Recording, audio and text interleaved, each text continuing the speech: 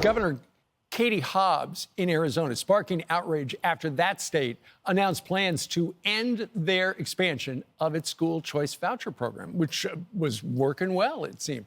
Parents like our next guests are protesting the governor's move to stop the program, urging Hobbs to reverse her decision. Joining us right now is Arizona State Director of American Federation for Children, Steve Smith, and Scottsdale Unified Governing Board member, Amy Carney. Good morning to both of you.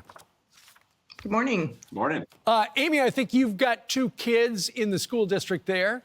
How's this going to impact you?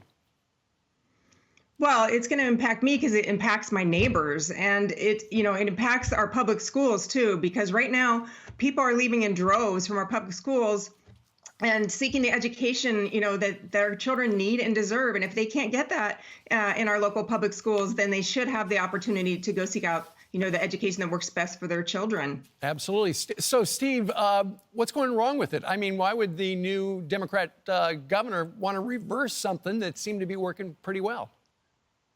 It's outrageous behavior. I mean, literally her first week on the job, she's going to lay down her marker at her State of the State address where she said this, and then days later she doubled down and put it in her budget. So the fact that she would pick this fight with tens of thousands of parents in her first week in office is scary to parents. It's, again, outrageous behavior to parents.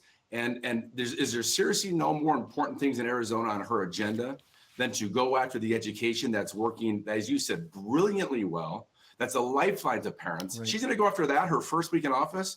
That would not be political astute, I wouldn't think. Well, Steve, just imagine you're speaking to the new governor. What would you tell her to try to convince her to stop her plan?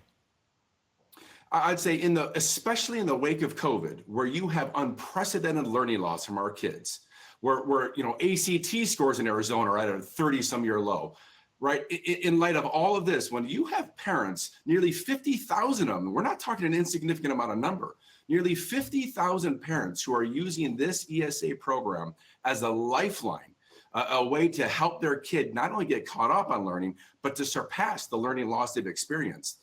You're going to try to rip that away from the neediest families in this state? I would implore her to say, my gosh, can you look at what this program is doing for these kids? And why would you dare try to take it away from them? And, Amy, your state has been, you're in the forefront. I think you're the biggest program in the United States. And it was working, seemingly, under Governor Ducey. But now suddenly he was a Republican. Now you've got a Democrat. And it's like, yeah, we're doing a 180 here. Yeah. Arizona is leading the way. I mean, leading the nation in educational freedom. I mean, even beyond Florida, right? And like you said, it is working. It is still working. And she needs to listen to the parents who are utilizing this ESA program and learn why. Why are, so many families needing this option, and then make changes possibly, to our public schools to keep more students there. All right, let's see what happens. Steve Smith and Amy Carney, we thank you very much for joining us live. By the way, Fox did reach out to the governor for a statement. They have not yet responded. If they do, we'll have you both back. Thank you.